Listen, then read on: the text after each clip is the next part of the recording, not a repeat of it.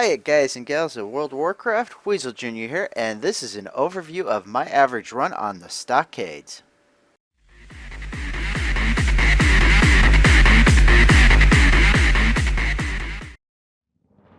I ran the Stockade 10 times in order to see what I could get an average of on what to expect for a gold income farming this instance. I'm using the Loot Appraiser add-on with my custom price setting programmed in. You can find that price setting down in the comment section below. With this dungeon, I'm grabbing all the mobs in the side rooms and doing a total complete clear.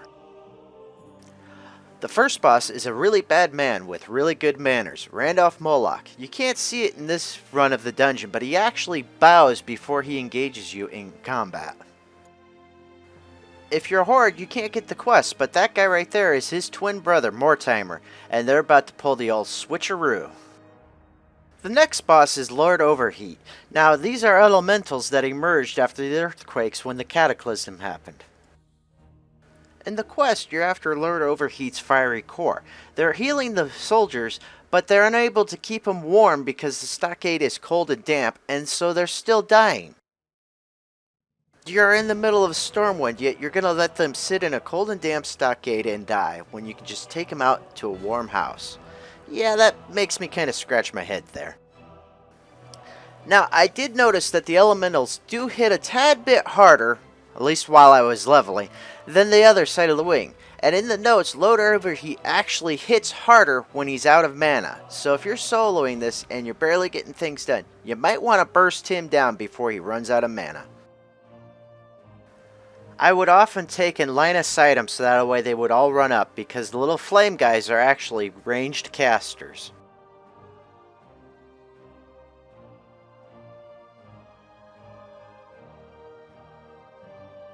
Now grab your loot and let's run on over to the other side of the dungeon. I forgot to consider that other classes don't have burst of speed or move as fast as my rogue could, so I kinda may have sped the dungeon average runtime up just a tad. Next up is Hogger, the Gnoll King. Man, I miss killing him in a group of 40 level 1s out in Elwyn Forest. This is actually my favorite part of the stockade. It was quick, easy, and these guys actually seem to drop a tad bit more loot than the elementals. Now, for the quest, you're sent to kill Hogger, who actually seems to be kind of like a badass, to the point to where they regret imprisoning him because he's just keeping a mounting attack and ripping out eyeballs. If you want to kill a few minutes of time and have some good entertainment, read the notes on Hogger. It's pretty good. Now, this is the 10th and last run I did on the stockade, and this is the enigma that dropped right here. Now, usually when my gold alert would go off, it was usually a leveling ring worth just over 300 gold. This was the first green that I got that was valued at 2,300 gold. An enigma just because of the value of this one item shot the average up quite a bit on the stockades. The average runtime for me to run this dungeon from start to beginning was about 3 minutes 40 seconds, give or take. Now let's run on outside, because it's cold and damp in the stockade, and well, I want someplace warm to tell you about the averages I got.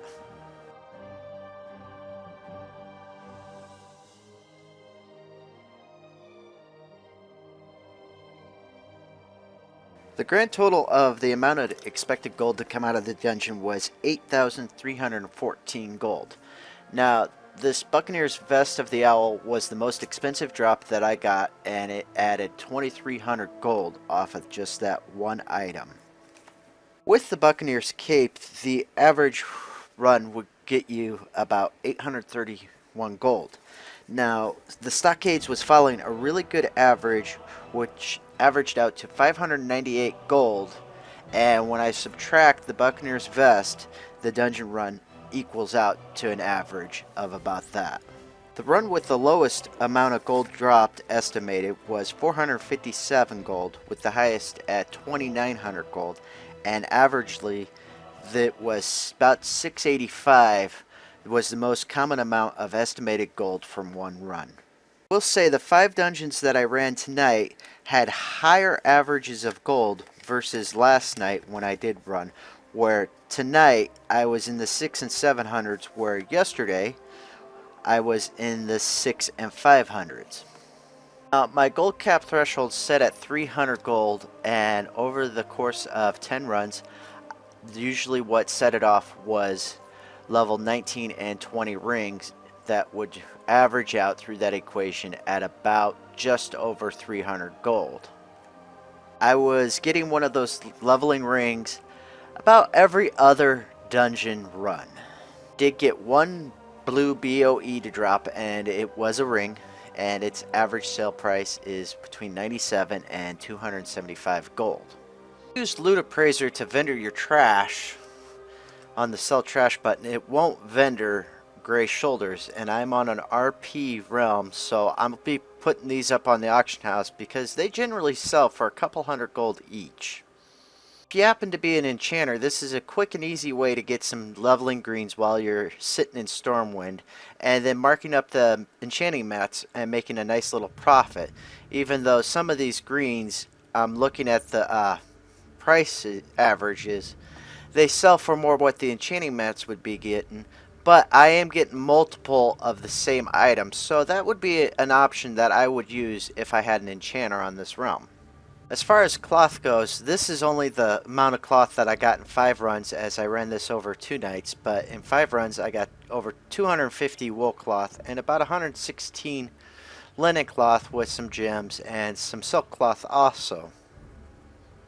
So if you're sitting around with nothing to do in Stormwind, go ahead and hop in the Stockades and go ahead and make yourself a little bit of extra gold. If you're low level, this is a definite easy way to start getting yourself some income coming in, and you could afford bigger bags more quickly with these.